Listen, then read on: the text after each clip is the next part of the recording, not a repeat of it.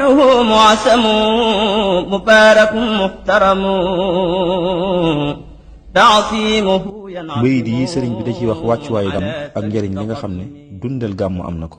mu wax ne مولده معسم مبارك محترم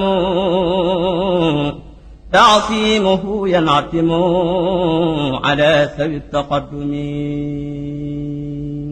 bisub gane àdduna yonent bi sallallahu alayhi wa sallam lu ñu màggal la fa sun borom lu bari barke la te it lu ñu warmaal la.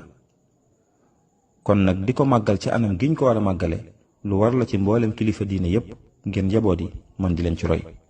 تعصيم بالسنة يقودنا للجنة بازدياد المنة لمخلص معاصم. màggal gane àdduna yonent bi ci anam giñ ko war a defee bokk na ci li muy jëriñ mooy dañuy wommat ba tàbbal ñu aljanna te it képp ku koy def te di ko sellal dina ko yokki xéewal ci zaahir ak ci baatin. فمن يعص مولدا نبينا باب الهدى فلا يحاسب غدا فطرما وعاصمين. képp kuy màggal gane àdduna yonent bi sallallahu alayhi wa sallam na xam ne bu ëllëgee kenn du ko xisaab maanaam ay jëfam kenn du ko natt waaye buy dem rek di tabbi aljanna kon yow jullit bi na nga koy màggal te di ko warmaal. فمن يعص مولدا خير البرايا أحمدا فكالشعيد شعيدا بدرا بخير وحميد. képp kuy màggal gane àdduna yonent bi sallallahu alayhi wa sallam bu ëllëgee yowmal xiyaam dana mel ne ku xeexoon badar ci ay daraja.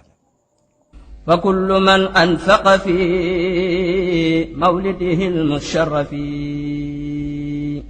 مالا بخير الشرف ولو بقدر ترام فإنه كمن حضر يوم حنين وسبر ويوم بدر ونشر خير الورى المفعم. képp koo xam ne jël na alalam def ko ci gàmmu ngir màggal bis bi te yàqul nag ci alal ja lum néew néewit donte benn dërëm la na xam ne bu yéena ja sellee bu ëllëgee lam koy jural mooy dana mel ne ku fekke woon xareb xunayn muñ ca tartar ya fekk xareb badar ànd ak yonent bi sallallahu alayhi wa sallam ngir taxawal diine. فمن يعص مولدا نبينا باب الهدى فلا يحاسب خطا عند الحساب المفحم.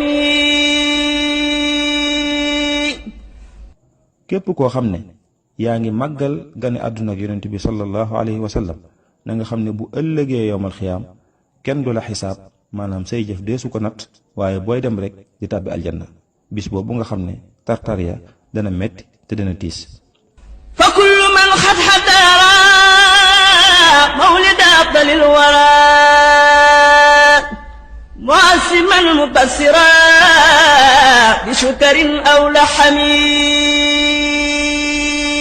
fa innahu xat shatira bima yudimu lbushara